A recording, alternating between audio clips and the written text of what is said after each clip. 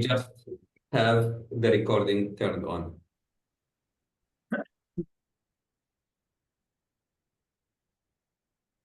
Fantastic. Well, thank you so much for the invitation to speak to you today on academia and AI. Clearly, from our little discussion in the chat, many of you, if not all of you, are already using some form of AI tool. I hope what I share today, even if it's just an extra AI tool or an extra bit of insight, is helpful to you in your teaching and in academia. If I speak too fast, just let me know, no problem whatsoever. And if you have questions as we go, no problem. And of course, we can have questions at the end.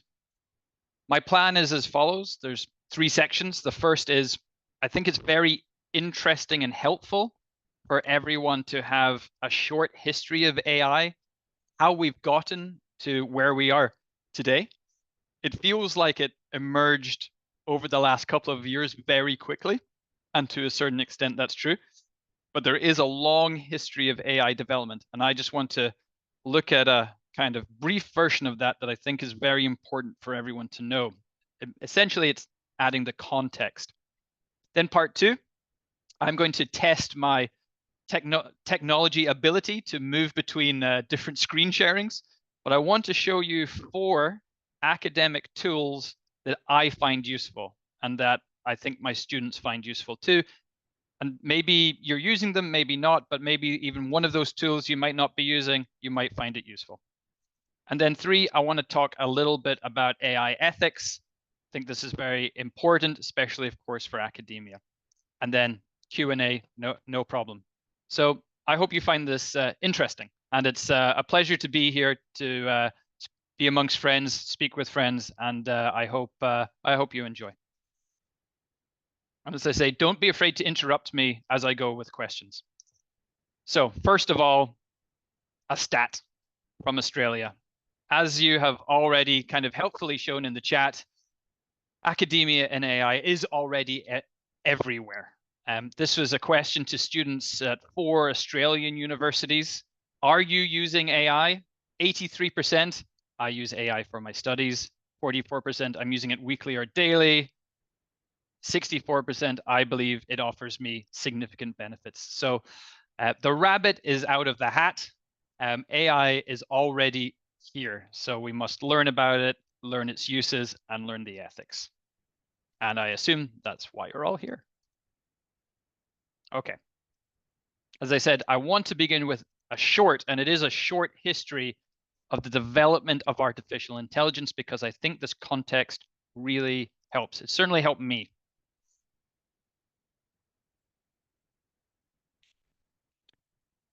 Your computer's not broken. You're looking at the internet pre-Google. This is Yahoo around 1995, 1996. And the reason I'm showing this to you, what is important is how information is ordered and presented.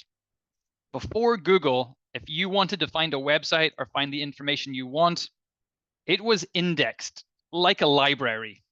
It was curated by humans. And you went to say, I want to find about sports. I'm going to click on the sports page of Yahoo, or maybe there's something in health and I'm going to go to the diseases pages of Yahoo. The point was, it was like an awful lot like finding information in a library, very kind of human intensive. And that got really difficult when the internet started to get thousands, then tens of thousands, then millions of web pages. It became extremely complex and difficult to navigate. And this human referencing just wasn't up to the task. And in that void came Google. 1998, Google is born in the United States in a garage.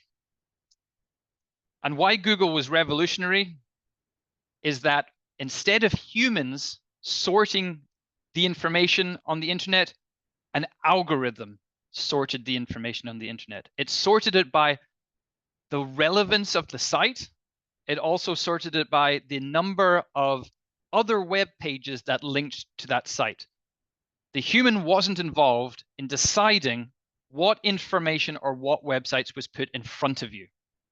From the chaos of too much information came order, according to Google.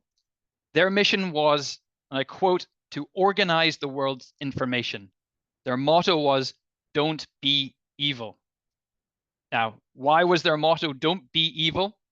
They've, of course, since ditched that, but they saw themselves as quite counterculture when they launched, quite disruptive, and that they were only going to use this new algorithmic power for good, to help people get information they required. They saw themselves as a force for good when it started. And this is something that's mirrored a lot in companies like ChatGPT, perceiving themselves, emphasis on themselves, as forces for good. So 1998, Google is born, and that is a real watershed moment, because as I say, information stops being organized by humans and starts to be organized by machine, by algorithm.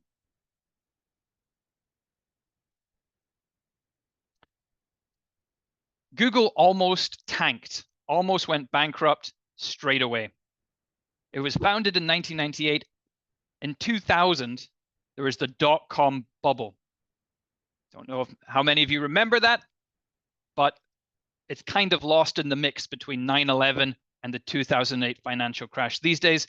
But thousands, and I mean thousands of tech companies in America went bust overnight. They were selling extremely expensive computers on lawn sales for nothing. And it was quite the moment. Google was about to go bust. We may never have heard of Google. We may never have ever used Google. It's certainly become the absolute giant that it is today, if not for what it did to survive the dot-com bubble burst. It put its motto, don't be evil, aside, and its mission to organize the world's information torn up. To survive, what it did was that it invented a program called Google AdWords. Google AdWords was a program that took user data, all the data that people were putting into Google searches, and commodified it into a package it could sell, and that it could use for personalized target ads. So suddenly Google went from just an information organizer, kind of a robot librarian, into a huge money-making enterprise that was using people's data for profit. And it made an absolute fortune. But back in the year 2000, one of the still values of the United States, a little bit long gone, but one of the big values of the United States was privacy. The idea that you could be followed around, your movements tracked, was very East Germany, Soviet Union to the Americans. And they liked their privacy and not being followed around, right? So Google went from one crisis to another. It found a way out of the dot-com bubble to survive when so many failed, but it went straight into another disaster. And that was that it breached a whole ton of privacy laws and again was on the verge of being shut down for privacy violations. That is until the end of privacy. The Twin Towers were attacked, and the US government said, actually, no one has privacy anymore. It's completely legal and important for national security that we track as many people, Americans included, as possible, as much as possible. And who held the most information about people's habits and what they were looking for and searching for? Google did. So Google went from almost once again being shut down because it was a violation of privacy to being really important in the security apparatus of the United States. Instead of its mass data collection being illegal, it was suddenly center to what the United States required. And that allowed it to boom even more. It brought out more products that tracked people's data and used that data mostly to sell them advertisements. We had Google Maps, we had Gmail, we had Google Earth. All these programs started to emerge post 9/11, taking users' data, and Google making a lot of money and expanding rapidly. Let's fast forward a little bit to 2014 and let's start introducing AI. So AI DeepThink was an organization started in London in 2010. Again, the mission was to save the world using AI. And they were quite advanced. They were able to use what are called neural networks to build advanced AI machines that could kind of think for themselves. It was one of the most advanced AI models in the world. Essentially, they managed to figure out that the more data you train an AI on, the more effective, and I use effective in quotation marks, it seems to become. Google bought AI DeepThink for about $500 million in 2014. It then developed a program called AlphaGo to show what it was capable of. Now, AlphaGo was built to do one thing: play the game Go. I'm not sure how many of you played the game Go. Just put in the chat if you played the game Go. How familiar are you in Palestine with the game Go? Because no one here is, by the way. If I talk to my students, have you played the game Go? No one has. Have any of you played the game Go? Throw it in the chat if you have. No. Well, Go is an incredibly popular game in Asia. Google built an AI bot to play Go and set up a game with the world's #1 player in China. The reason they chose Go is that it's the most complex strategy game in the entire world. The amount of possible moves are literally in the millions. This game was televised, and over 200 million people watched it. It was like the Super Bowl. It was absolutely massive. Movies have been made about this game. Numerous documentaries have been made about this game. Why? Because AlphaGo won. And the reason that this is an important moment in AI history is that it was the first time an AI machine outsmarted a human, and the humans who built the machine AlphaGo couldn't figure out why. They couldn't figure out what moves it had made to come up with victory. So this is the moment AI jumped into knowledge and perceived intelligence that outsmarted humans. The Chinese had quite a negative reaction to AlphaGo winning this game. They, in fact, banned any further AlphaGo games. It was a very big deal at the time. So 2014 is a very important moment. The AI gets that intelligence that shows it can be smarter than the smartest humans. So that's an important point. There's another important moment which you might find quite strange at first. Anyone ever play Pokemon Go? Put it in the chat. Yes, no? You ever played Pokemon Go? No, no. Yes. Oh, yeah, Dr. Lama, you've tried Pokemon Go. Great. Well, Pokemon Go was massive in 2016. Almost 300 million people started playing it within a couple of weeks. They thought they were playing a game, going around their towns and cities using AI, augmented reality to catch Pokemon. Really, it was a big experiment in control of people. People shared their data about their locations, who they met, what they purchased, when they were sleeping. All this information went into the app. And what Pokemon Go showed was that you could direct people to certain places, certain locations, and get them to spend money in certain shops without them realizing they were being manipulated. That is really critical.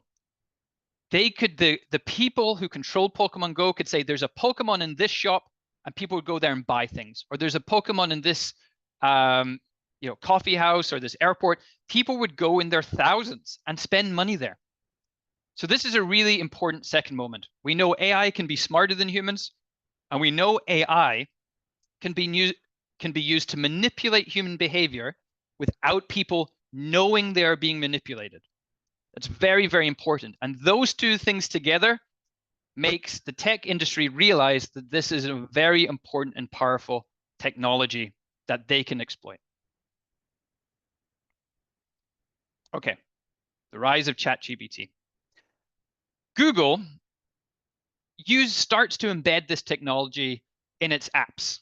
right? But the public doesn't really get a sense that AI is being integrated into their daily lives because it's not really taking a human form. ChatGPT launches a chatbot in 2020, and that chatbot has human characteristics in terms of communication, as in you ask it a question, it communicates back to you like a human being.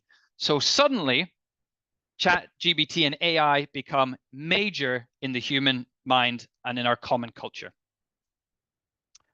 What's really critical is that this was a huge shock to Google. They did not see this coming, and it was and is a big threat to their monopoly on who controls information, because Google had become very dependent on a lot of advertising, maximizing profit, and their interface wasn't so hot anymore. Along comes ChatGPT, very clean, very clear, appears to give you answers straight away. Google shares dip massively. We have ChatGPT, and that lasted until about 2023. And I'm sure you've seen the news recently. In 2025, China shocks the world with DeepSeek. They managed to use NVIDIA servers that were out of date and far less money to create an AI that was just as good as OpenAI's best model. And that caused $1 trillion to be removed from company valuations in January.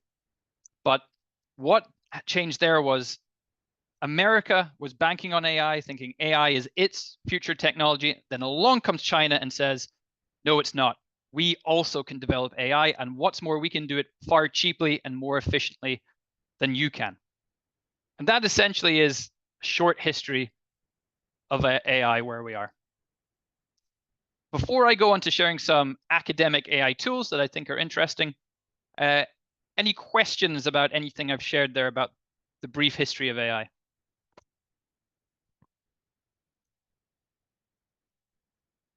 Okay. Actually, I would like.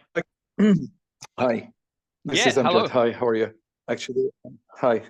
Actually, I'm a developer for AI in search engines in France and in Palestine also. I worked in AI domain.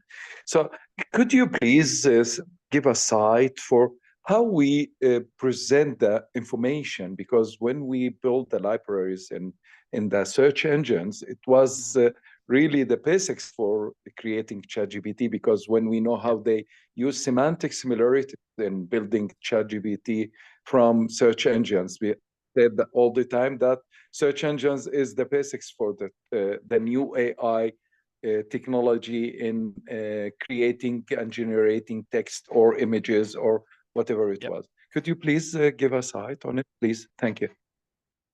I can't. My slides are kind of set. Unfortunately, I can't develop a new slide as I go, but I mean, you're completely right. And I've got a little slide a little later on how large learning LLMs, as you're discussing, work. It's, you know, it's basic for my students, but a little of that might be there. Yeah, exactly. Actually, when we use, when we create what we call it in France, we call it the personalized search engines. At that time, we create what we call it the fourth dimension. Instead of having just only the content, the structure, and the semantic, we add the usage actually on it. So we personalize. What we call it today is the learning machine and the deep learning in how we could refer the sentence to the usage actually. So starting using AI by using multi-agents techniques or neural network or or different type of algorithms represented inside the text, and how we could simplify the complexity, because we know that all this kind of complexity is adaptive complex systems to create what we call it the behaviors and the new behaviors and generating new behaviors and reinforce searching and creating a new text by creating new techniques. Because people, when we are talking about today artificial intelligence, we know that the artificial is not the highest technique today, because we know that a smart system is higher, and people now they are using intelligence. And as we said at the beginning, We start by expert systems in the text, and followed by creating the a priori rules related after that in intelligence by using different techniques in artificial intelligence. And finally, we found ourselves in front of smart systems that could make decision by itself. So today we are going for the new generation of extracting behaviors from behaviors. Great, thank you so much for sharing that, Amjad. I really appreciate it, and sounds like fascinating work you're doing. Thanks for sharing. And maybe my slide later on might cover what you're talking about, but it's mostly kind of AI ethics focus for academia. But thanks so much, and lovely to meet you. We should connect afterwards. What I want to do next is just share a few tools that I have found helpful in academia that are AI based, and this is where I hope that my tech talent for screen sharing works. Okay, great. So hopefully you see my screen. It's Julius AI. Are many of you already using Julius AI?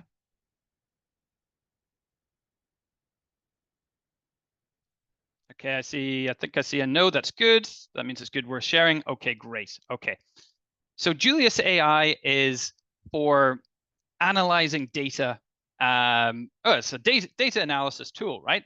And I just want to show it to you because I think it's very helpful, a good one. So, and everything I'm showing you is a free tool. I'm not paying for any of these. Now, of course, you can have extra paid for versions that will give you more, but what I'm demonstrating you on is the basic free version that anyone can use. So you go into Julius, and this is their dashboard, and this is what you see. Very simple. What do you want to analyze today?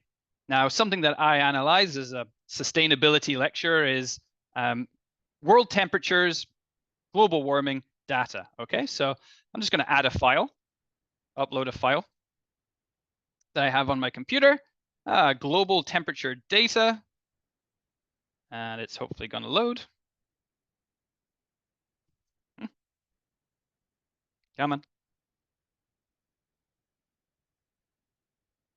Okay, it's uploading. Julius is analyzing the data, and here it is. It pops it up for me. Now, what is cool about Julius is that it gives me, first of all, questions that I could ask about it at the top. It suggests questions, right, for my data. I mean, just to explain my data very quickly, I've got a few rows here. I've got years. I've got global temperature anomalies compared to a global average. So you can see the Earth is getting hotter over time, and the amount of CO2 in the atmosphere that's making it hotter. Okay, nice kind of simple stuff. But I've got this data, and this can be any data. Any data. I'm just using an example, but straight away, Julius is trying to say, what do you want to find out about this, right? So what is the trend? Yeah, why not? Show me a trend. And it will generate the plot for me. Okay, great. Here I go. Here's my plot. All I had to do is kind of click one button. I've got a title. I've got this nice key. It's showing me upper band deviation, a lower bound mean one standard deviation.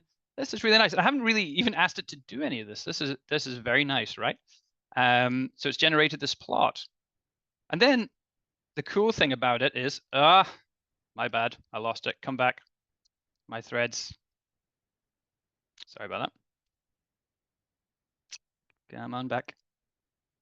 Oh, sorry. I knew this would happen. Bear with me.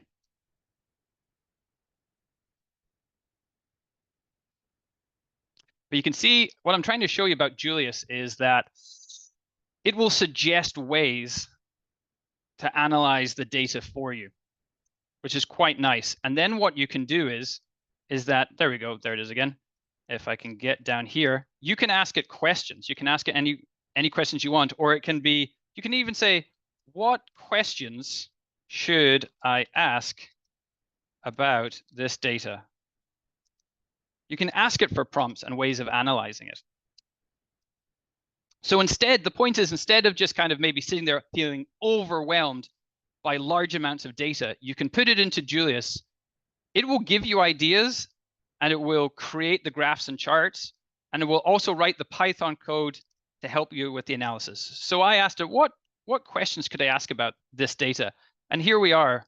Questions I could ask. I can ask questions about trends over time, correlations between global temporalologies and atmospheric CO2s, what the extremes are, the rate of change, etc., etc. All these questions I can ask. So even let me go, oh, I want to know this. Is there a correlation between global temperature, anomalies in atmospheric CO2 levels? I can also, if I don't understand the question, ask for clarification. Clarify this for me, please. And over on the side, it will give me an answer to, look, here, clarification on the side, explanation of the terms, what correlation means, why it matters, and more further questions to explore. So I can just put that question into Julius. Will it give me a correlation between global temperature anomalies and atmospheric CO2? Writes the code for me. Works away, works away. Wants to visualize the relationship. So it tells me everything it's doing, which is nice, which is obviously good for transparency. If anyone asks me how I came to these results, I can show it. And look, there's a chart showing correlation between global temperature anomalies and atmospheric CR2 with a correlation 0.97. So that's a brief demonstration, but I wanted to show you, Julius, in case you work with large amounts of data, you can put that large amounts of data into Julius. It will offer you prompts on ways to analyze it. You can, of course, ask it to analyze it the way you want. It will write the code for analysis and will also clarify terms, etc., etc. And you can dig deep into really big data sets. So it's very helpful. That's the first one I wanted to show you. Second one I want to show you is more literature review based. In fact, the next three are quite literature review based. Okay. It's called Elicit. Anyone used Elicit before? Let me know in the chat. Okay. So I like this for more than Google Scholar for helping me out with literature reviews. So say I want to learn about ethical AI. Just find papers. This is the home screen of Elicit, ethical AI. And process.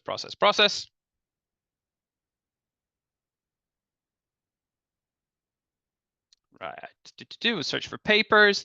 So it's working on giving me a summary of the top 8 papers it has found on ethical AI. So it gives me a nice paragraph summary, all with references. And the real key nice thing about Elicit is it gives you this table. It gives you a table of the top papers. Now you can filter this table, go into filters, and you can say, I only want the most recent. I want high quality journals. I want certain keywords, and you can apply that. And those are the only papers you get. So you can choose your date range. You can choose to have top journals. And here you go. Okay, and it'll give you the top 8 papers. So just looking at paper number 1, Global Landscape of AI Ethics Guidelines, 1,319 citations. That's nice. And I can get an abstract summary straight up. But what I can also do is I can add columns. I can get main findings. I can also add the methodology of the paper. And this all is just really helpful for literature review search and can save a lot of time. Something else I can do, which will come in very handy later for something I show you, is that I can ask for only papers that it has a direct link to the PDF for and apply that. That will be very helpful for another tool I'm going to show you. So this is just a way of simplifying literature reviews, and you can very quickly get an overview of abstracts, findings, methodologies, and more, limitations, etc., etc. I've had students spend so many hours searching for like the limitations of papers and the methodologies papers like theirs are being used. This is just such a more simpler tool of giving to them. And again, it's free. So that's Elicit. I'm going to show you one more. Now move on. Is it a generated paragraph ethical and accepted in journals? I would always use this as a guide. That is the point. Do you absolutely have to check it and read it before you're publishing it in papers? Absolutely. But what this can do is help kind of save you time and direct you towards the kind of papers you're looking for. That's what I would say. And here's another tool to help with that. Can I ask you a question? Yeah, of course. Actually, I don't like to write. Don't you think that this will stop the critical thinking in the researchers' minds and the way to see things in research field? I think you still have to read the papers, obviously, but Yes. compared to like Google Scholar, where you can be quite limited. You know, it's even hard to search sometimes by citations on Google Scholar, where you have to go into each paper and find the methodology sections, find the key finding sections. What Elicit allows you to do is look at the papers using this table, at the methodologies, and find those papers that you think could be really helpful for what you're looking for. Do you have to go in and read them and check them? Absolutely, of course. But this just can be very helpful in making that process more efficient. Because actually what I'm afraid all the time is that every day we are losing every day, and it's becoming really... I've lost you, Amjad, there. Sorry, can't hear you. Yeah, I'm saying that every day we are losing the critical thinking techniques in the research field, and it makes us like robots. The humans works like as a robots. As I'm in this field since '97, actually, trying to build ethics in AI, and I think that critical thinking is really a very big question in AI today. Whether we will leave it to machine or we could develop some kind of new techniques in our minds for critical thinking using AI. So this is the big question today. We need to solve it and to answer it. We can't answer it today, of course, in this meeting with you and with my friends, but I think that we should all the time propose this question. I think you're completely right. And I'm teaching media literacy, I'm teaching AI to my students, and the assessments that I give them are almost all exclusively now critical thinking assessments. I know that they're using AI. I know that they're using AI tools like ChatGPT, which have bias, give fake references, hallucinogenic references. So what I do is I give them critical thinking exercises to do where they can't necessarily rely on AI, but they still have to go out and find papers and give academic references. And this is a way that you can find, these kind of tools help you find those papers that you're looking for, but do you still have to apply ethical, critical analysis thinking to them? Absolutely, but it helps you find papers that might be helpful in your research and in your study, is my opinion. It's not like ChatGPT where they're writing the answers for you. That's not happening. I would argue with these tools. I want to show you one more, right? So I want to show you two more. So let's say you have a paper that you really like that you found, okay? Say it has 415 citations, how AI can be a force for good, okay? Say you like that and you think that's a paper, I've read it, I like it. I'm going to use that in my research. I think it's interesting. Okay, so you come along to Litmaps. And now Litmaps is a tool that helps you see what papers are being referenced and cited in relation to like a really key paper that you found. So for example, if I just search for the name, how AI can be a force for good in Litmaps, it should offer me some suggestions. Great, it's got the paper right here. How AI can be a force for good. And what it does is it creates a visual map of the papers that reference it, its sites, and you can see where it is in kind of the academic literature story that's being told.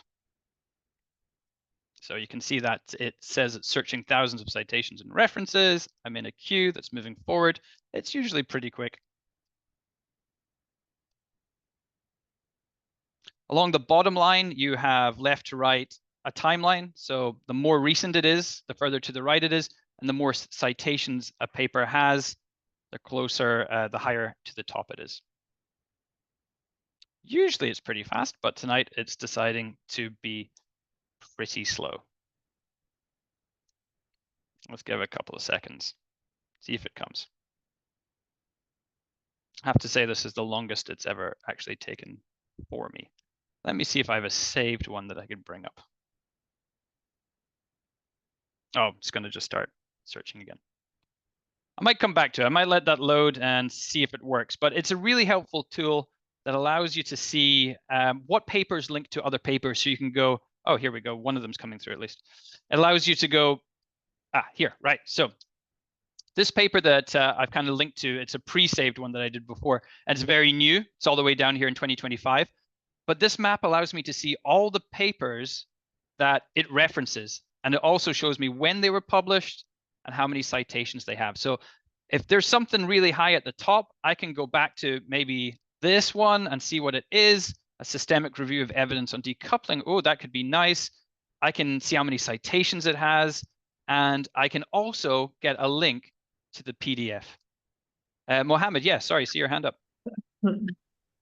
Thank you for allowing me to make an important question. Many of these, to my understanding, many of these AI platforms are not yet accepted as a means of conducting a structured literature review, such as IRSIT, or these. They can be helpful as to create a background about a certain research topic, but to my understanding, they are not yet accepted or validated as a formal approach to structured literature review. Am I correct or what in this regard? Thank you. Well, these are tools to help you find peer-reviewed papers. And I would use these tools to help you find the peer-reviewed papers you want, that you think are most important, that you can then analyze and write a literature review like you normally would. I think what's crucial here is you're not using any of these tools to actually write the literature review. What you're doing is using them to find the most relevant papers to your topic that you may have missed, that maybe are outside of your academic ecosystem. I'm definitely speaking as a global northerner there. We're guilty of that all the time. This is about conducting the most efficient and thorough literature review you possibly can.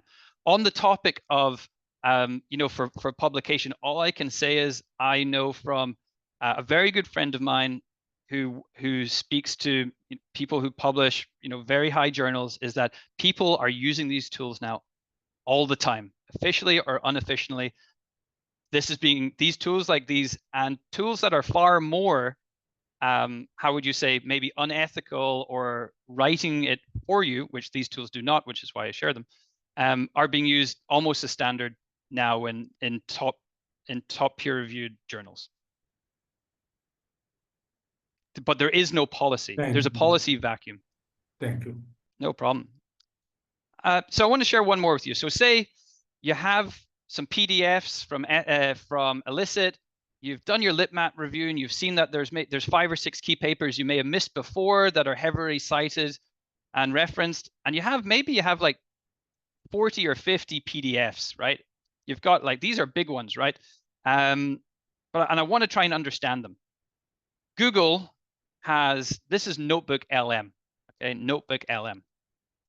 So what you do here with Notebook LM is you start off with add source, and you'll see that this is my notebook for AI ethics papers that I really like. These are AI ethics papers that I enjoy, that I think are really good, that I want to build, kind of work on, right? It's very simple. I can just upload the peer-reviewed papers into Notebook LM. I can use it from my Google Drive, a link, paste text, upload the PDFs, and it goes into a source.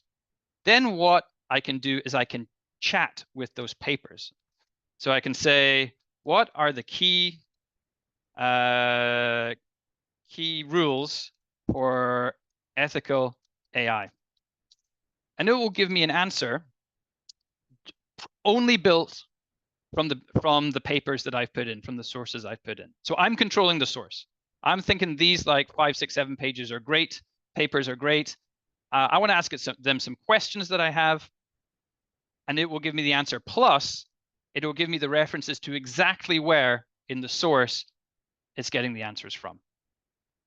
I can also get audio overviews. It will generate briefing docs. So if there's lots of papers and I want to find answers or get to understand them better or understand the latest research in a journal, this is a nice way of being able to interrogate that information, ask questions, and get the answers that you're looking for. It has one other interesting feature, and that's that it uses AI to generate a podcast episode. So I have I've got about 10 papers in my ethics AI notebook. I can have an audio view in the studio mode, and it'll create a podcast for me. I don't actually know if you can hear that. Can you hear that, or is it quiet for you guys? No, we can't hear. That's fine. So what happens here when I press play on audio overview is there's two voices who start to have a discussion about their papers. And it's very realistic. It's just like a normal podcast episode. They'll go through paper by paper, pulling out the methodologies, the limitations, the key results, and they'll discuss them.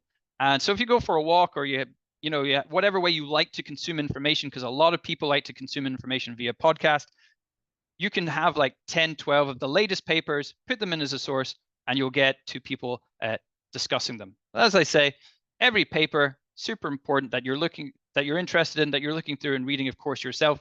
But this is really interestingly different way to get different pieces of information, condense information, and ask questions of paper with clear referencing of where that information comes from. And as I said, absolutely, lots of ethical discussions on all sorts of tools. Personally, why I like these kind of tools is you control the input source. You control what information has been taken. You've done the critical analysis piece in terms of, I trust this paper, I think it's valuable, I'm interested in using it and finding out more, rather than just typing into ChatGPT, give me 10 papers on whatever it might be. I've got one more section to go, which is a little bit on AI ethics. I'll pause quickly. Any thoughts, comments? Are those tools interesting? If you're not using them, I'd say some of your students probably are. Yes, actually, it's interesting because actually we could simulate what we call it, the conference, so we could see how it could be the conference by downloading all the accepted papers to see how we could separate and make clusters for interesting papers to be together and have a good discussion about them. Great, thanks, Amjad. I mean, I completely understand. There's loads of ethical questions to be asked. That's why I always teach AI ethics to every student I have.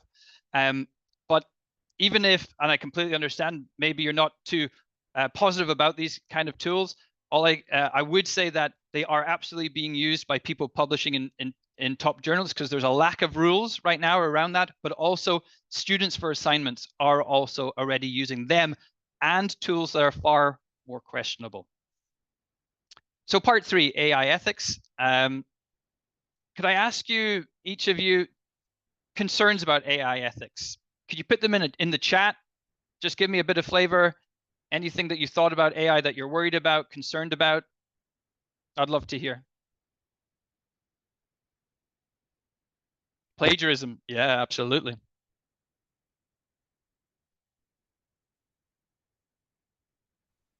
Whether Any more? the data is reliable, Or the data's because you need reliable? always to verify the sources. Some they don't Yeah. match. Cheating exams, yeah, absolutely. Yeah. I have to set my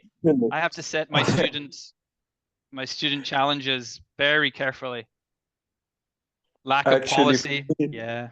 Sorry, go ahead. Actually, for me, yes, actually for me, it brings the stupid that don't want to work at the same level for those who are really hard workers. Mm-hmm. This is all. This is the concerns, because we can see it all around the world today, that those who are not working, they don't read, they don't have a critical thinking, they don't think, they use, and they become at the same level. They are not the same level, actually. Maybe they have 1 degree below, but they are in the same category with the intelligent, hard worker people. So doing reports, today in front of the humanity, we can distinguish between these people who are, I'm not willing to say cheating, but they are using tools beside the people who are really using their minds. Yeah, thanks, so Amjad. Completely agree. And in the problems, we will figure out who's the real minds existed to solve problem without computers, and those who are really depending on computers. Yep. Thanks, An-Najah. Thanks so much. Dr. Sood, I see publication bias. Absolutely. Impact on human jobs. Mohammed, I'll take you, and then in the interest of time, I'll go through a couple of slides. Mohammed. I just want to make a quick comment on Dr. Amjad's comment that AI makes people like equal, the smart, like the dedicated people and the lazy people, or whatever we can describe them. I think, based on my experience, that AI can augment our abilities, but it cannot make us equal. It does not like cover up for those who are neglecting their like duties as students. And based on my experience, again, we can actually differentiate between students who are using AI smartly and those who are just using it to cover up for their lazy attitude, to say. Thank you. Thank you, Mohammed. I'm going to just keep going. Please keep any remaining questions for a bit of Q&A at the end, but just in the interest of time, I'd just like to do this final section, and then let's chat more. So keep your thoughts. So AI ethics, right? This could be, of course, an entire conference on itself, right? So I have to kind of prioritize. And I want to talk about a paper on the dangers of, I can never pronounce it, stochastic parrots. That's wrong. Can language models be too big? Has anyone read this paper? If you have, put in the chat. This paper was put together by 4 Google professionals, people who worked in AI ethics at Google. And Google had a policy of promoting AI research and publishing it and wanting to be seen as the big leaders in AI publications until this paper.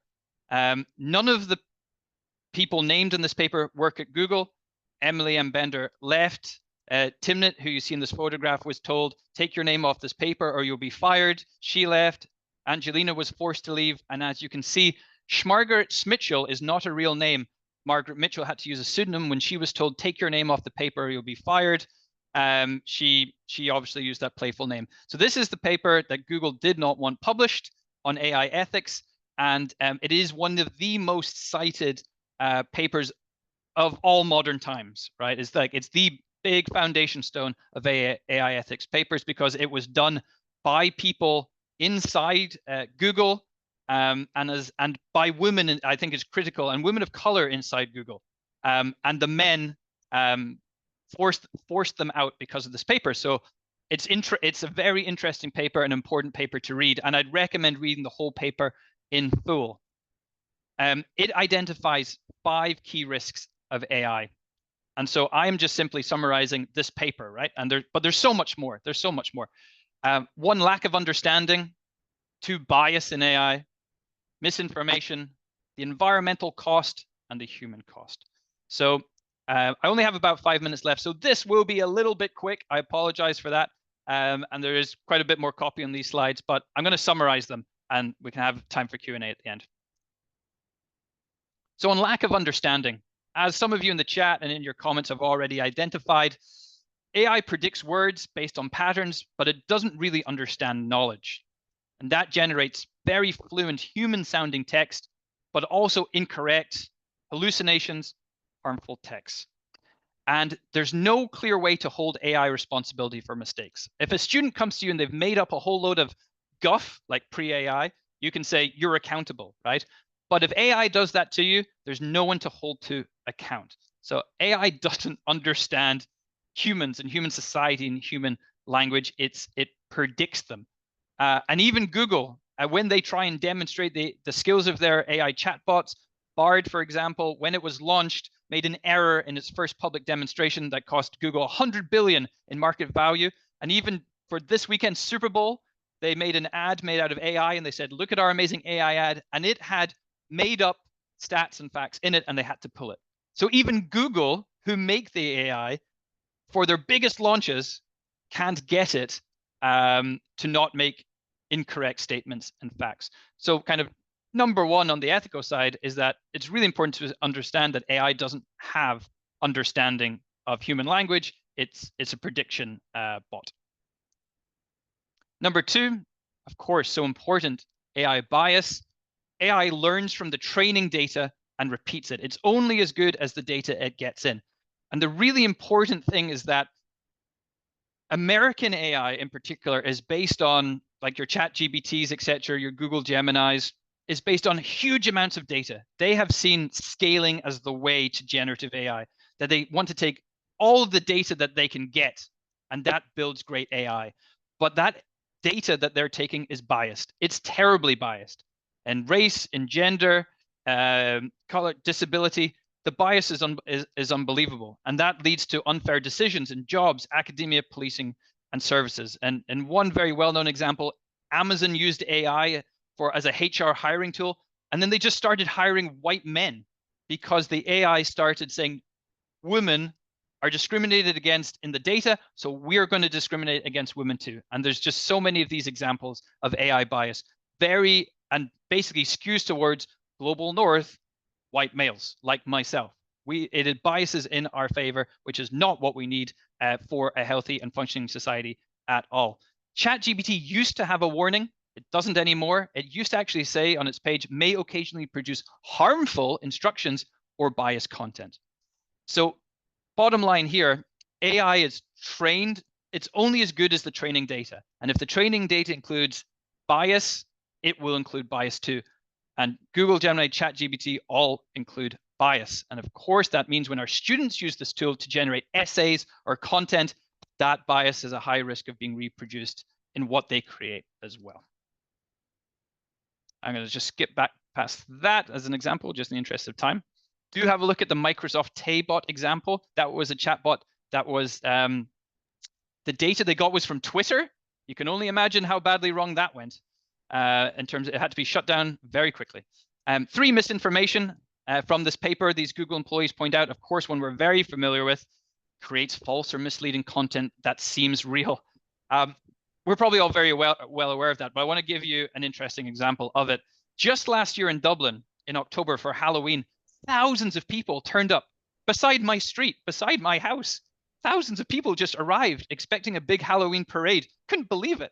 And it was all made up on AI, on social media that people had shared using the algorithm. Thousands of people thought there was going to be a Halloween parade. It was all an invention, and all invention never happened. So misinformation, of course, we know there's far more nefarious uses than making a fake Halloween parade. But again, like the Pokemon Go, AI can get thousands of people to a certain place at a certain time and make them think they made that decision themselves. And for us academics, of course, harder to trust sources, detect AI written work. It's so hard to detect AI written work because you can simply put your AI work through a tool that says AI undetector. And it's as simple as that. Studies have shown that it is very hard to detect AI work, and there's a lot of false positives as well. Getting through this. Okay, number 4, a very important one is the environmental cost. And I'm glad this paper included it, because training AI models use huge amount of energy, which increases pollution. We are in a climate crisis, of course, lots of greenhouse gas emissions. These huge models for training and for AI calculations and algorithms in particular need a lot of energy. And that impact of that energy use falls on poorer communities. In my country, in Ireland, we have an unbelievable amount of AI data centers, and they are built in poor communities who lack water, who lack a lot of facilities, and Google and Amazon choose to build them in these locations. And some of these data centers, that's a picture of one near my house, use up the electricity and water of entire towns.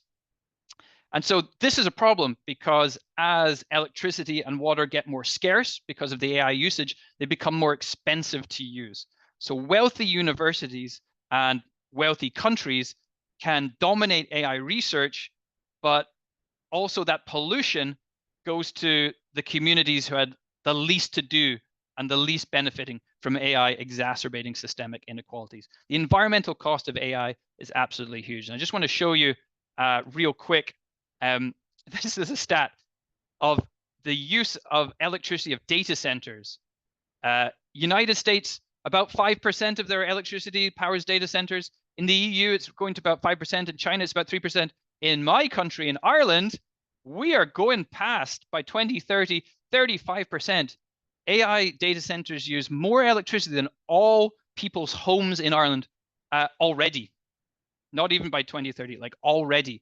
we have big electricity problems in Ireland, and we are facing big shortages and blackouts because of this AI, which is servicing big global corporations. So we've got a big problem here, right? And there's no policy, no regulation. In fact, quite the opposite. Government policy is to build more of them. It's absolutely mad. Okay, last and in absolutely no way least, the human cost. Again, this could be a conference on itself. AI-driven automation can displace jobs. If you ask me, and this is a personal opinion, why have AI companies been investing billions and billions and billions of dollars into AI? What is the problem they're trying to solve that they can have an ROI of billions? And the only answer I have is the problem of having to pay wages. That is the ROI, is that they can get rid of so many workers, they save money on the wages. That's my humble opinion of the problem they're really trying to solve. AI-driven automation can replace jobs. A lot of that as well is from people at the bottom, first of all, working class. I go and I try and buy something in a local grocery store. When I was a kid, it was like 30 or 40 people working the tills. It's now all robots. It's now, and they're more and more have AI built into them. That's number one. Number two, AI people don't realize is really people work intensive. AI data needs a lot of tagging, and that gets outsourced to people in the global south, places like Kenya, places like Bangladesh, who have to tag the data so it can be used to train the AI models. They get paid very low wages. They often get exposed to very unethical content, and they face very poor working conditions. So people think, particularly here in the global north, that it's all somehow a machine. It's not. It's very human labor intensive, and that's critical. And then three, AI is used for mass surveillance and identifying specific ethnic and social groups for control. We see this becoming a major problem in the world. An example in Europe is people crossing the Mediterranean. AI being used in drones to identify people trying to make that crossing from North Africa to Europe to try and push them back, often working with very unethical organizations in the process. We also know, of course, that AI is being incorporated in drones, in weapon systems, being developed and deployed to conflict zones and borders.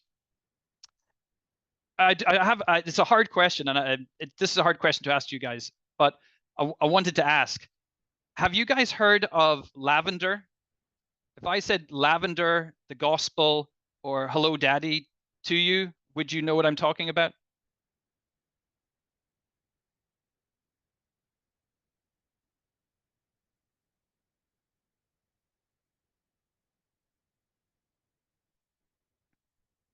Okay, I've got one no.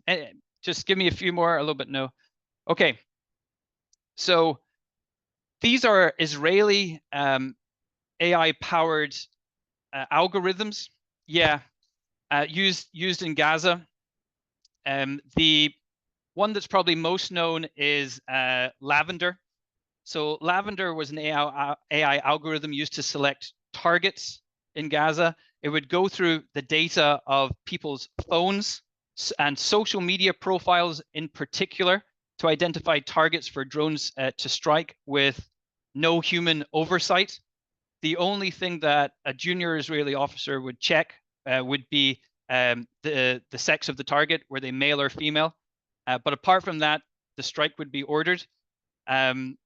So people would be linked together using this AI algorithm, and they would generate a target list. And of course, that target list, as we all know here, turned out to be predominantly civilian, predominantly women, children, innocent people. But it would use this algorithm to go through AI, to go through social media, to go through phone records and create target lists. When they ran out of those initial target lists, they created another AI system called Daddy's Home. And this awful system would wait on purpose till a target got home to their families. And only when the target was at home with their families would the AI then recommend the drone strike to the junior Israeli officer. And the final one they developed was the gospel. And this was when there was very few targets left for them in Gaza. And it was about what buildings that they were going to destroy. So Israel has three main AI algorithm systems that it's using, of course, Gaza, of course, the West Bank, but they are Lavender, Daddy's Home, and the Gospel. And we see this technology already being sold to other countries, like countries in the EU, for monitoring border crossings as well. So I think I want to just mention it's important for you guys to know those systems, AI systems that are being used. So sorry about that. This is my final. They used also, there is another tool Israelis use it. Where's Daddy? Actually, also. Yeah, where's Daddy? Daddy. So I'm sorry, I may have mixed up the title slightly there, but yeah, you're right. Where's Daddy? Waiting for the target to get home before ordering the drone strike. Yeah.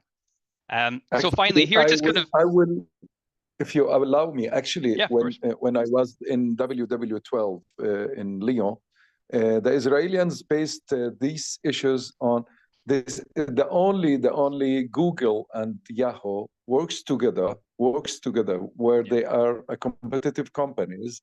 They work on that for asking questions.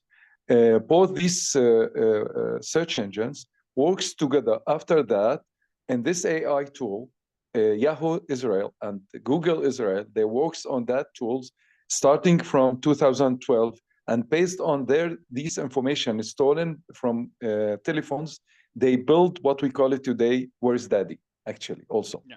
Not just only for images, just only to when they collect data, and they use an AI tool, which is for telephone.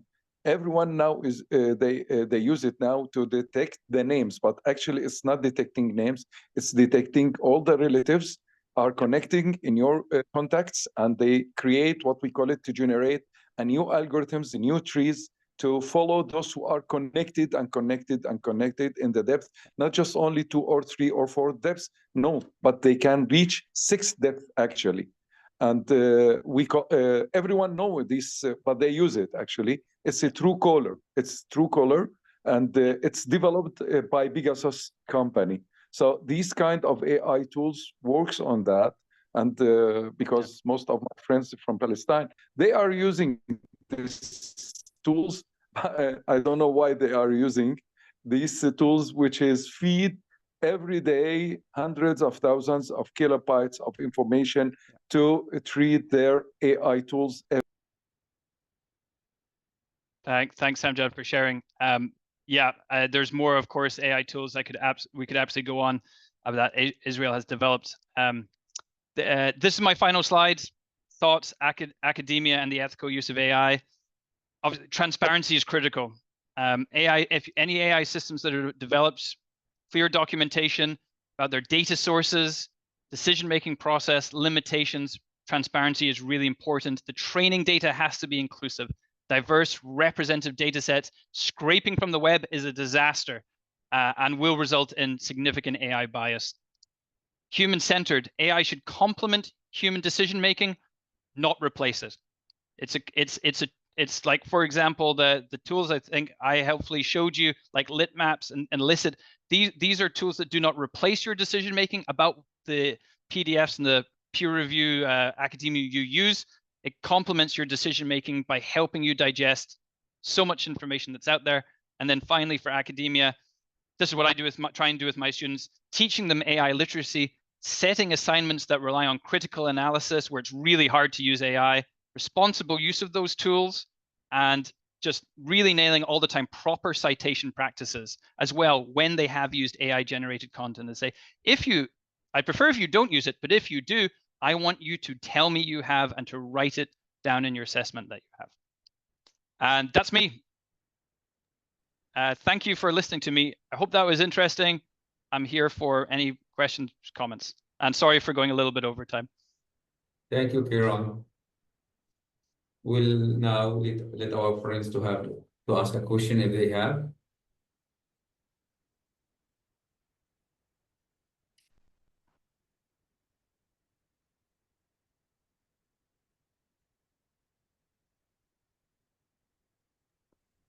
Okay. I see a lot of thanks, Kieran. Okay. Thank you very much. Actually, thank you very much. Thank you indeed for this interesting presentation and exchange. Actually, I would like to see do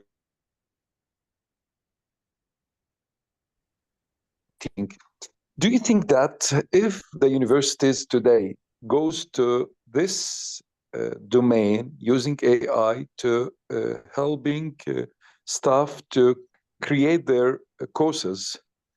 Do you think it will be really the equity, because everyone has his own experience in using AI tools? Do you think that based on these differentiations between knowledge, between the differentiation between history, between experience of years, it will give the equity for students to have the same quality material in the university?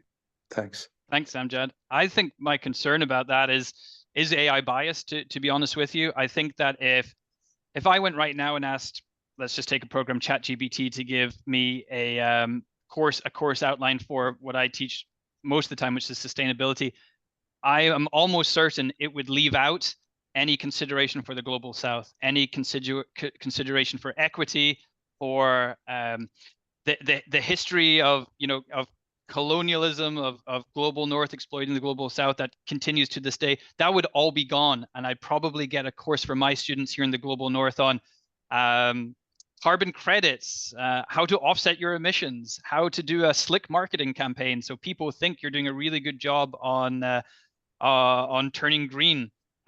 So I think it's the bias problem. So to answer your question, I think that'd be really troublesome. And actually, that reminds me of what's happening in the United States right now. Elon Musk is been given access to the Department of Education by Trump.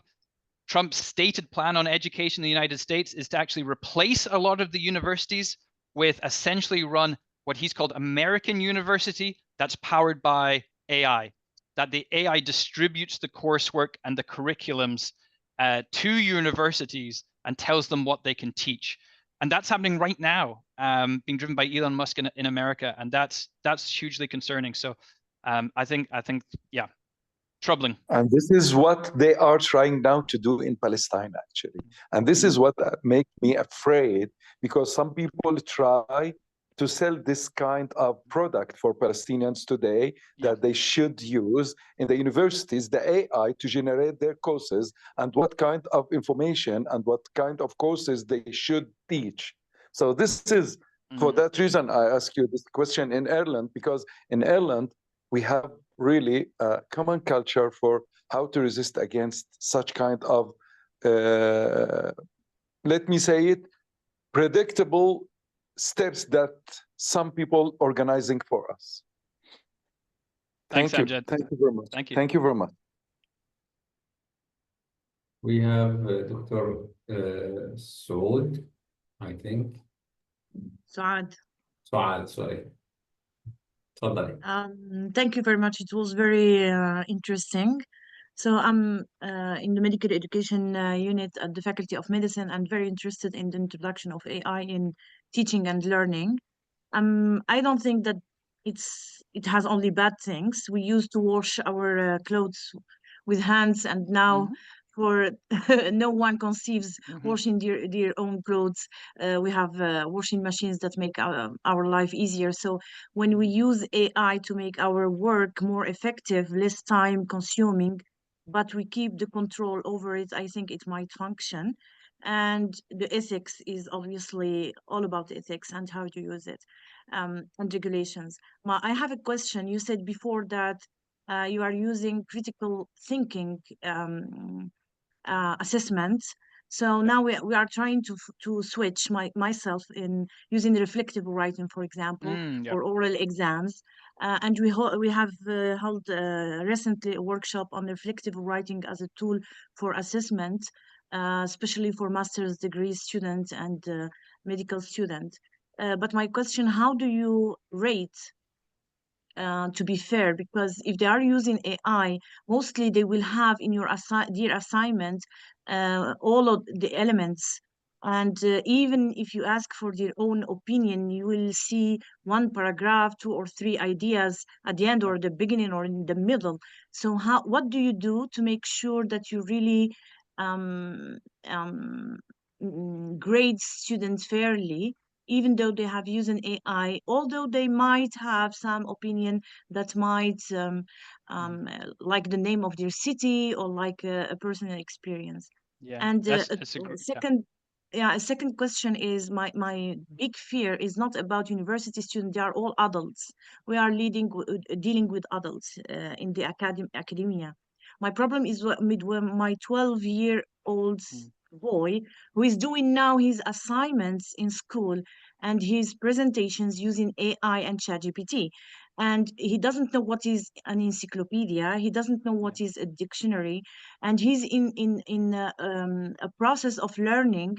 So they are the new generation, which is the future, is learning how to do things easily, quickly, very low quality.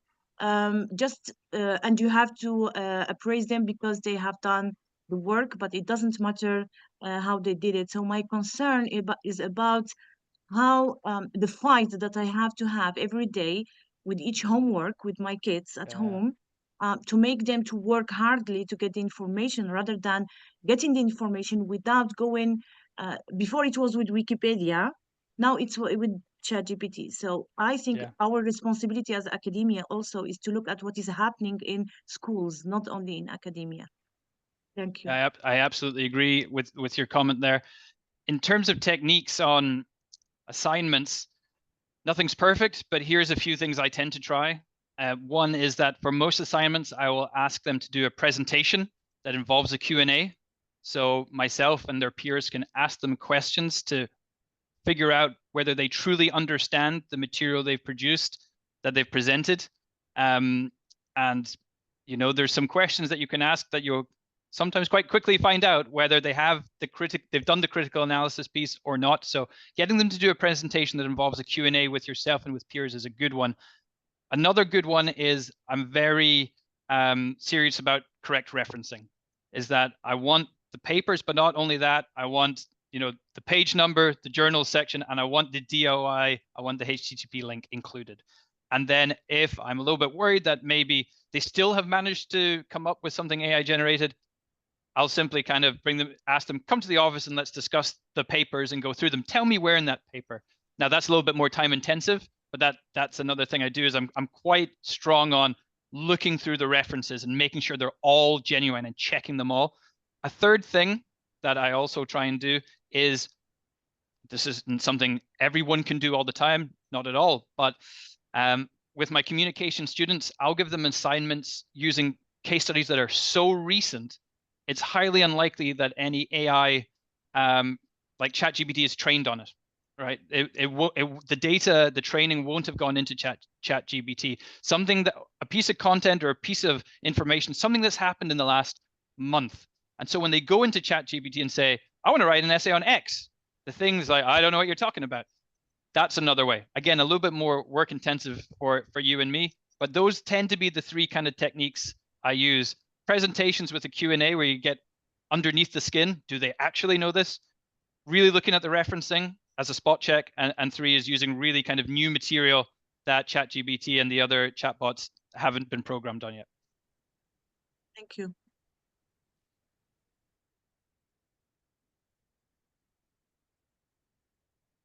Okay, Kiran.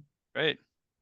Thank you all for joining us today for this insightful discussion on on the transformative role of our AI in academia. Special thanks to Dr. Kiran, our continuous friend for the Faculty of Business and Communication. I think this is the third webinar we have with you, Kiran, right? Yeah. And this is not will be the last, inshallah. We'll have future webinars with you, Kiran, during the under the umbrella of the MOU signed with TU Dublin. And for our friend here, please feel free to reach us with any further question or thoughts. And our future upcoming events will be advertised on our website. And thank you again for your participation. We look forward to see you again, inshallah. Thank you, everyone. Thank you. Thank you, Kiran.